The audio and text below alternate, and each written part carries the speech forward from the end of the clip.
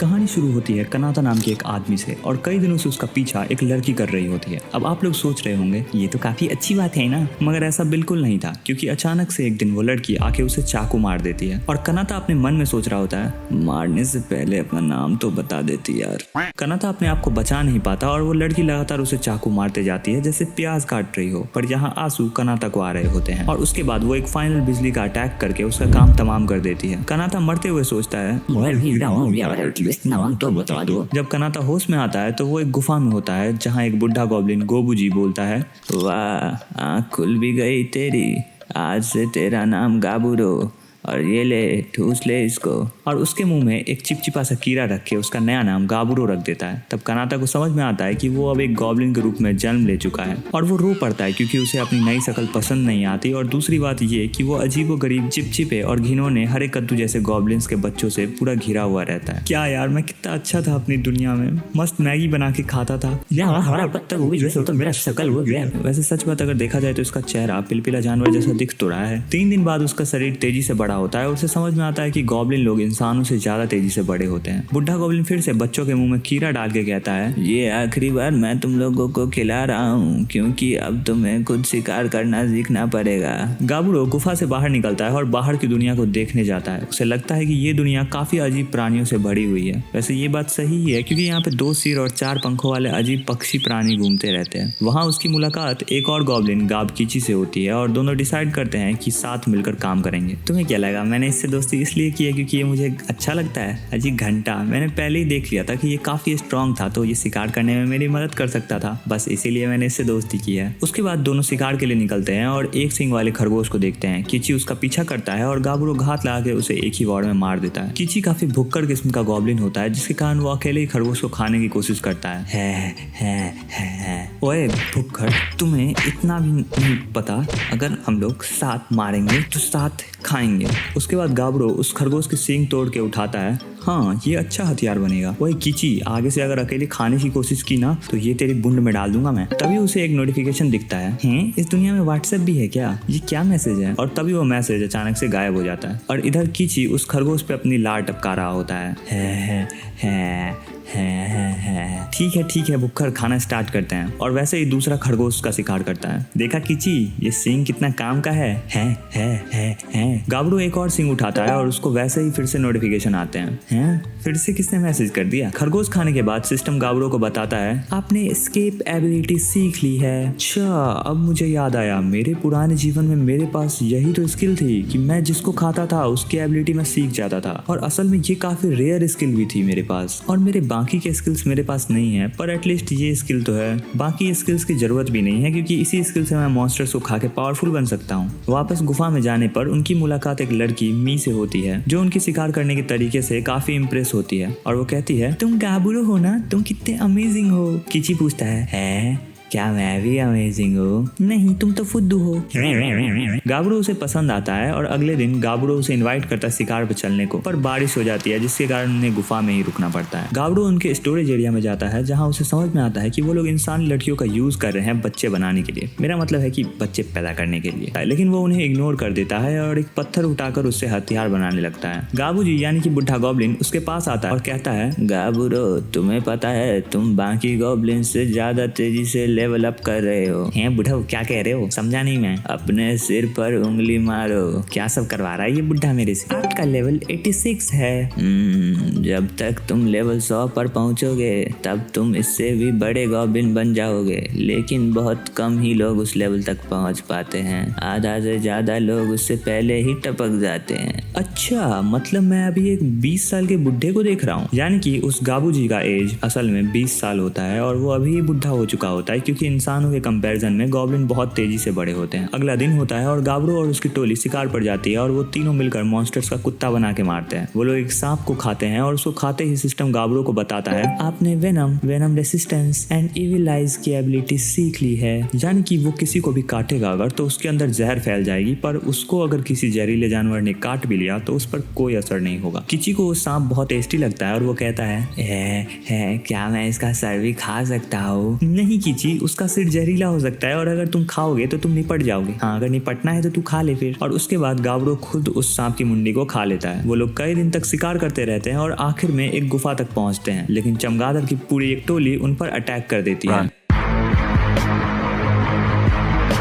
तभी कीची अपना shield use करके उसे डिफेंड करता है और गाब्रो अपने इविल आई के स्किल्स का यूज करके उस चमगादड़ को अंधा कर देता है और उसके बाद उन्हें मार देता है। और गाब्रो की टोली मस्त चमगादड़ का मांस खा रही होती है और उसके नए एबिलिटीज भी गाब्रो को मिलते हैं। लेकिन दूसरी तरफ कुछ भूखे गॉब्लिन्स उन्हें देख रहे होते हैं। एक रात जब गाब्रो सो रहा होता है तो वो भूखे गॉब्लिन्स का ग्रुप गाब्रो को निपटाने की सोचता है, पर उसकी सर्च एबिलिटी एक्टिवेट हो जाती है और उसे पता चलता है कि उस पर कोई अटैक करने वाला है और वो उन सभी की धुलाई कर देता है और गलती से एक को चाकू मार देता है, जिसके कारण वो बंदा निपट जाता है और वो सब लोग उससे डरने लगते हैं। जब मी को पता चलता है कि गाब्रो पे उन्होंने अटैक किया था तो वो एक गॉब्लिन का गला दबा देती है। अरे मी छोड़ दो उसको, मुझे कुछ नहीं हुआ है, मी छोड़ दो उसको। फिर हम एक सुअर मॉन्स्टर को देखते हैं जो कि मस्त जंगल में टहल रहा होता है, पर गाब्रो और उसकी टोली उस पर अटैक कर देती है। सबसे पहले तो वो उसके आंख में एक तीर मार देते हैं जिससे कि वो उसे अंधा कर देते हैं और उसके बाद मियो एक पत्थर फेंकती है जो कि सुअर की उंगली ही तोड़ देती है। कीची उसका पैर तोड़ देता है और गाब्रो उसका काम ही तमाम कर देता है। भाई बहुत बुरा हुआ है सुअर के साथ। और उसे खाने के बाद गाब्रो को नए एबिलिटीज मिलते हैं। हे, क्या तुम लोगों का पेट भर चुका है? क्योंकि वो बचा हुआ खाना उन गॉब्लिन्स को देना चाहता है। उसके बाद वो बचा हुआ खाना जाके गॉब्लिन्स को दे देता है और गॉब्लिन्स उसे थैंक यू बोलते हैं उस खाने के लिए और उसके बाद खाना शुरू करते हैं। और गाब्रो सोचता है ये सब मैं क्यों कर रहा हूँ? मैं अपने पुराने जीवन में तो कभी भी इन लाचारों की मदद नहीं करता,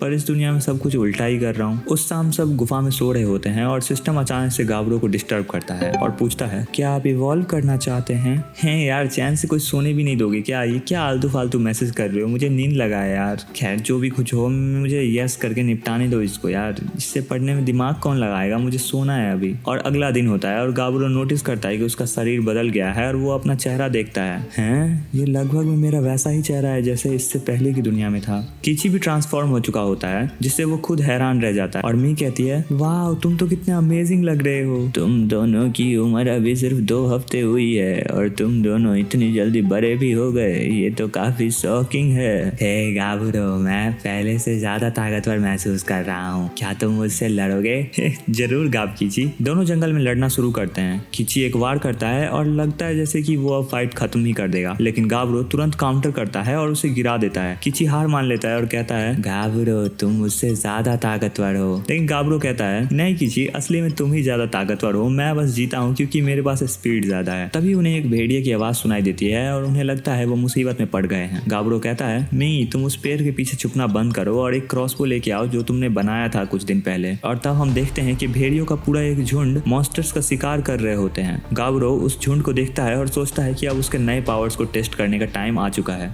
मी अपना क्रॉसबो निकालती है और उस पर जहर लगाकर डायरेक्ट उस भेड़िए के लीडर को मार देती है और गाब्रो और कीची उन सभी पर अटैक कर देते हैं और उन्हें बहुत ही आसानी से मार देते हैं। भेड़िए का लीडर वापस उठना चाहता है लेकिन उसकी चोट की वजह से वो वापस गिर जाता है और गाब्रो उसे डायरेक्ट खा लेता है और उसके साथ ही उसके पास नए एबिलिटीज भी आ जाते हैं और वो देखता है कि उसके पास अब लीडरशिप जैसे स्किल्स भी आ चुके हैं, तो वो डिसाइड करता है कि अब इसे वो ट्राई करेगा। वो वापस गॉब्लिन्स के पास जाता है और उन्हें वो भेड़िए का मांस देता है, ये लो इसे खा लो, लेकिन अगली बार इतना ही शिकार तुम्हें खुद भी लाना होगा। वो लोग जानते हैं कि वो उतने स्ट्रांग नहीं है, इसीलिए वो गाब्रो से कहते हैं कि क्या वो उसे शिकार करना सिखा सकता है। गाब्रो कहता है ठीक है मैं तुम्हें सिखा दूंगा, पर तुम लोग को ये सब चीज एटलीस्ट आनी चाहिए थी। उसके बाद सभी लोग गाब्रो की तारीफ करने लगते हैं, लेकिन गाब्रो कहता है उठ जाओ यार, हम लोग सब एक ही टीम से हैं। और उसकी बातें सुनकर सब लोग इमोशनल हो जाते हैं और वो लोग डिसाइड करते हैं कि वो अब उसकी बातों का पालन करेगा और उन्हें लगता है कि गाब्रो सच में काफी अमेजिंग है। कुछ दिन बाद उन्हें पता चलता है कि जिन इंसानी लड़कियों को उन्होंने पकड़ के रखा हुआ था उन्होंने अपनी जान ले ली है। गाब्रो उनके लिए एक अंतिम संस्कार रखता है, ये सोचकर कि उन्होंने ये इसलिए किया होगा क्योंकि उन्होंने उम्मीद ही छोड़ दी थी। गाब्रो गॉब्लिन्स को ट्रेनिंग देता है और हमें पता चलता है कि पिछले कुछ दिनों में उसने बहुत सारे मॉन्स्टर्स खाए हैं और उसने अनेक एबिलिटीज सीखी हैं। फिर उसे एक ग्रुप नजर आता है जो पास आ रहे होते हैं, तो वो सोचता है कि ये कोई हमला हो सकता है और वो रेडी हो जाता है लड़ने के लिए। लेकिन गाबूजी उसे रोकता है और कहता है नहीं नहीं गाबूरो,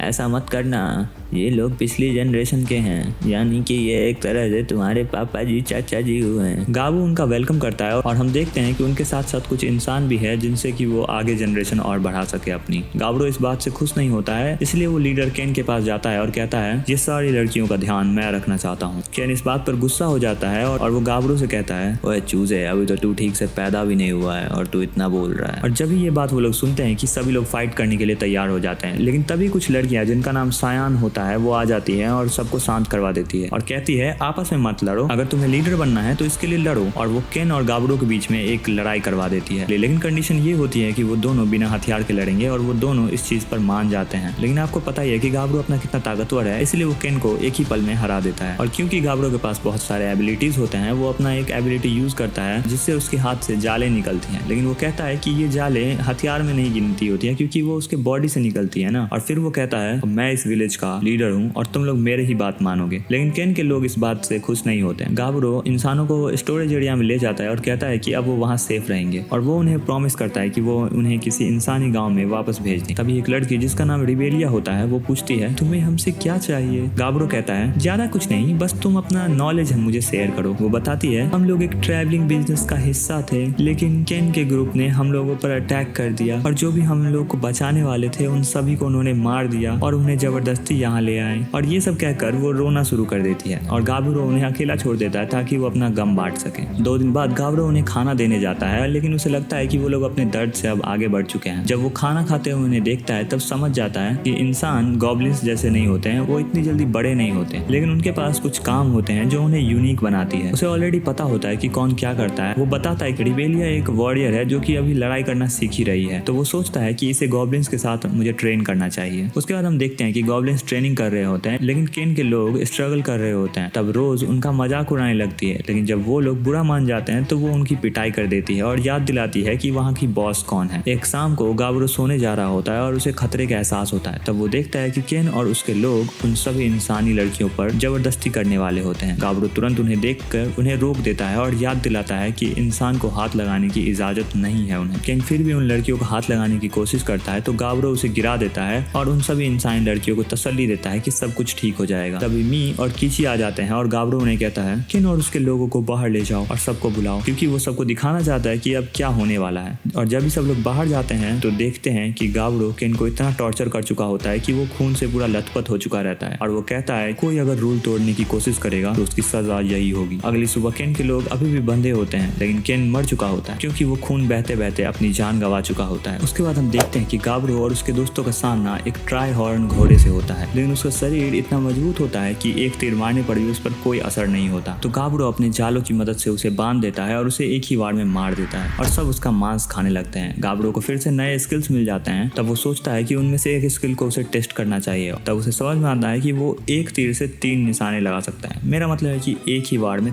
3 लोगों को मार सकता है। रात को वो सोने जा रहा होता है, लेकिन रिबेलिया उसके पास आकर बैठ जाती है। गाबरो सोचता है कि वो अभी उस इंसिडेंट को भूल नहीं पाई है, शायद इसीलिए वो गाबरो के पास आई है, इसीलिए वो उसको अपने पास सुला लेता है। और जब सुबह होती है तब उसे पता चलता है कि उसको दोनों हाथ पर दोनों लड़कियां सो रही हैं। एक तरफ मी सो रही है और दूसरी तरफ रिबेलिया सो रही, और उसका हाथ इतना दर्द कर चुका होता है कि वो अपने हाथ उठा भी नहीं पाता। गॉब्लिन्स की ट्रेनिंग चालू रहती है और हम मिलते हैं गाबरो के असिस्टेंट गाबे से, और वो इवॉल्व होके एक वैसी ही बड़ी गॉब्लिन बन चुकी है जैसे अपना गाबरो है। और गाबे काफी जिम्मेदारी से सभी गॉब्लिन्स को घर का काम सिखाती है। कीची उन सभी लड़ाकू गॉब्लिन्स का कैप्टन है और मी उन सभी लड़ाकू गॉब्लिन्स को क्रॉसबो चलाना सिखाती है। और एक हफ्सातो नाम की लड़की है जो कि उन सभी को तलवार और चाकू चलाना सिखाती है। और हाफसी एक अकेली जादूगरनी होती है इस पूरे एरिया में, और उसके अलावा किसी को जादू नहीं आता है। और उसके बाद हमारा गाबरो जंगल की तरफ जाता है ताकि वो नए स्किल्स सीख सके बाकी मॉन्स्टर्स को मार के। और उसके बाद उसको फिर से वही ट्राई हॉर्न घोड़ा दिखता है और उसे एक ही वार में अपने जादू से मार देता है, क्योंकि वो अपने इस स्किल का यूज पहली बार कर रहा होता है। और अब हमें पता चलता है कि गाबरो को भी मैजिक यानी कि जादू आती है। और उसके बाद वो और जंगल में अंदर जा रहा होता है ताकि वो बाकी मॉन्स्टर्स को मार सके। तभी उसे जमीन पर सिर्फ खून ही खून दिखाई देते हैं और उसे याद आता है कि गाबू ने उसे एक बात कही थी, बेटा जंगल बहुत खतरनाक है और जंगल में ऐसे ऐसे जानवर हैं जिसको देख के तुम्हारी फट जाएगी। मेरा मतलब है कि जंगल में बहुत खतरनाक मॉन्स्टर्स हैं, तो जरूरी नहीं कि तुम कितने भी ताकतवर हो जाओ, पर एक जानवर से कभी मत भिड़ना, और वो है रेड बियर। रेड बियर काफी खतरनाक है, तुम कितना भी इवॉल्व हो जाओ उसे नहीं मार पाओगे क्योंकि वो बहुत खतरनाक मॉन्स्टर है। जब भी तुम उसे देखो सबसे पहले अपनी बूंद बचा के उससे भागो क्योंकि वो बहुत खतरनाक है और उसे तुम नहीं मार सकते हो। पर वो गाबू जी की बात को ध्यान में नहीं देता है और वो उस खून के धब्बों का पीछा करता है और एक मरे हुए ट्राई हॉर्न घोड़े तक पहुंचता है। और उसे लगता है कि जिसने इसे मारा होगा वो बहुत पावरफुल होगा, पर रेड बियर थोड़ी होगा। मगर वो ये भी देखता है कि ट्राई हॉर्न हॉर्स के शरीर को पूरा छील दिया है, जो कि आसान नहीं होता है छीलना, वो नामुमकिन है। और तभी जमीन हिलने लगती है और एक रेड बियर सामने आता है जो कि उसे मारने के लिए तैयार होता है। गाब्रो सोचने लगता है कि शायद उसे भाग जाना चाहिए, लेकिन उसे रेड बियर के स्किल्स भी चाहिए होते हैं, इसलिए वो लड़ने का फैसला करता है। वो अपना मैजिक यूज करके बियर पर पहला अटैक करता है, लेकिन बियर उस जादू को अपने हाथ से रोक लेता है। गाब्रो हैरान रह जाता है और कहता है सो ये भालू तो मैंने जितना सोचा था ये तो उससे भी ज्यादा ताकतवर निकला। वो पूरी ताकत से उस पर वार करता है, लेकिन उसका शरीर इतना मजबूत होता है कि उस पर कोई असर ही नहीं होता, इसलिए वो पीछे हट जाता है और अपने जालों से उस भालू को लपेटने की कोशिश करता है, लेकिन वो भालू उस सभी जालों को तोड़ देता है और आग उगलना स्टार्ट कर देता है और सब कुछ जला के राख कर देता है। गाब्रो अचानक गायब हो जाता है और वो भालू उसे ढूंढने लगता है। तब हम देखते हैं कि वो एक पेड़ के पीछे छुपा हुआ है और अपने जख्मों को ठीक कर रहा होता है अपने जादू से, और वो सोचता है इस फाइट को जीतने के लिए तो लगता है मुझे अपनी पूरी जान लगानी होगी। वो दोबारा भालू पर अटैक करता है और भालू दोबारा से उस पर आग उगलना स्टार्ट कर देता है, लेकिन इस बार वो अपना एक सिल्ड यूज करके आगे बढ़ता है और बियर के मुंह तक पहुंच जाता है और उसके मुंह में तलवार घोंप देता है, लेकिन वो भालू उसे जोर से फेंक देता है जिससे वो एक पेड़ से जाकर टकरा जाता है। गाब्रो रियलाइज करता है कि वो बहुत ही जख्मी हो चुका है, लेकिन उसे ये भी पता रहता है कि अब ये भालू आग तो बिल्कुल नहीं फेंक सकता है क्योंकि उसका तलवार उस भालू के मुंह में है, और उसे पता होता है कि अगर वो एक भी वार भालू पे कर दिया तो वो भालू मर जाएगा, और उसके बाद उसके अंदर जो एनर्जी बची होती है उससे वो आखिरी वार उस भालू पे करता है। भालू भी उस पर अटैक करता है और उसका एक हाथ काट देता है और गाब्रो किसी तरह से उस भालू को मार देता है, और लेकिन उसकी हालत बिल्कुल तरह से खराब हो चुकी रहती है और लगभग में वो मर ही चुका रहता है। लेकिन तभी वो भालू का हाथ खा लेता है जिससे कि उसे बहुत ही ज्यादा ताकत मिल जाती है, लेकिन उसकी हालत इतनी खराब रहती है और उसे चोट इतनी आई हुई रहती है कि वो अपने चोट के दर्द से गिर जाता है जमीन पे।